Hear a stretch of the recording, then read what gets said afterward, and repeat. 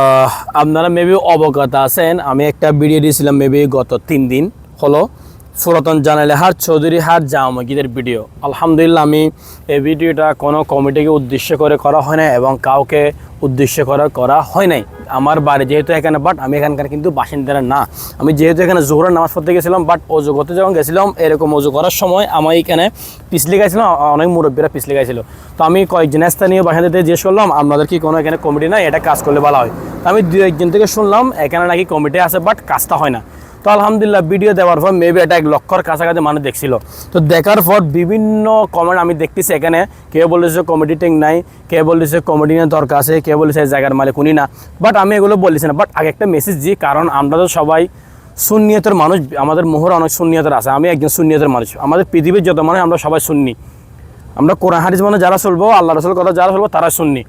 কারণ সূরা তওবার আয়াত একটা মনে পড়ে যায় আমার থেকে, সূরা তওবার 18 নম্বর আয়াত, ইন্নামা ইয়া'মুরু মাসাজিদাল্লাহ মান আমানা বিল্লাহি ওয়াল ইয়াউমিল আখির ওয়া আকামাস সালাতা ওয়া আতাজ যাকাতা ওয়া লাম ইয়াখশা ইল্লাল্লাহ ফাআসা উলাইকা ইয়াকুনু মিনাল মুহতাদিন। আয়াতটা তো আমাদেরকে বলছে আল্লাহ তাআলা না, এখানে কি বলছে?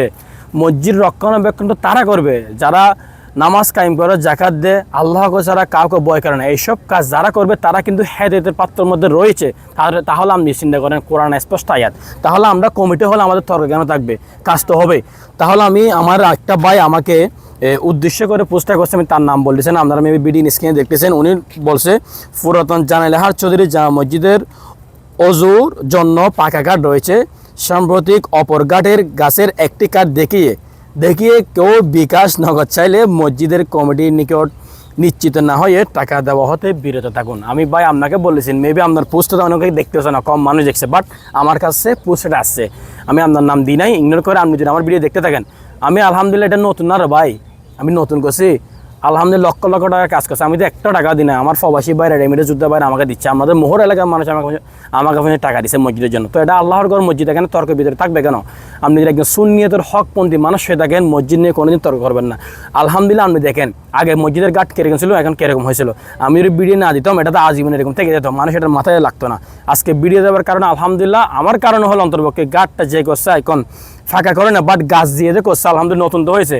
আগের থেকে মানুষ এখন অনেক সুন্দর করে রোজা করতে পারবে, বাট আমি দিই না। বাট আমি ভিডিও দেওয়ার পর অনেকে বলছে কাজ করে দিও, বাট আমি এটা কিন্তু যাই নাই। তো আমি বলতে চাচ্ছি, মসজিদ নিয়ে তর্ক কেন? যারা সুন্নিয়তের মানুষ আছে, বাট কোরআন এবং হাদিস মতন চললে মসজিদ নিয়ে তর্ক না। আমাকে যদি কোনো কেশিয়ারের দায়িত্ব দেন, মসজিদের দায়িত্ব দেন, আমি জীবনে নিব না। বাট আমি এটা হ্যাঁ করতেছি না, সত্যি কথা বলতেছি। কারণ মসজিদের কাজগুলো নিলে তার থেকে ঠিক মতন করতে হবে, পর্যবেক্ষণ করতে হবে, টাকাগুলো হিসাব ঠিক মতো আল্লাহকে দিতে হবে। এটার ভয় কিন্তু সবাই থাকতে হবে। বাস আমি আজকে এটা একটা মোহরাবাসীকে জানিয়ে দিচ্ছি, যেহেতু এ ভাইটা আমাকে উদ্দেশ্যহীন করে পোস্টটা করছে। কারণ এই মসজিদ নিয়ে কেউ কোনো ভিডিও করে, আমি একা তো ভিডিওটা করছি, বাট উনি যেহেতু আমার নাম বলে না, আমাকে উদ্দেশ্যহীন করে করছে, আমিও উদ্দেশ্যহীন করে তাকে দিচ্ছি পোস্টটা। আপনি পড়তেছেন, আপনি যদি দেখতে থাকেন ভিডিওটা, আপনার মনস্যুদ্ধ চিন্তা করবেন।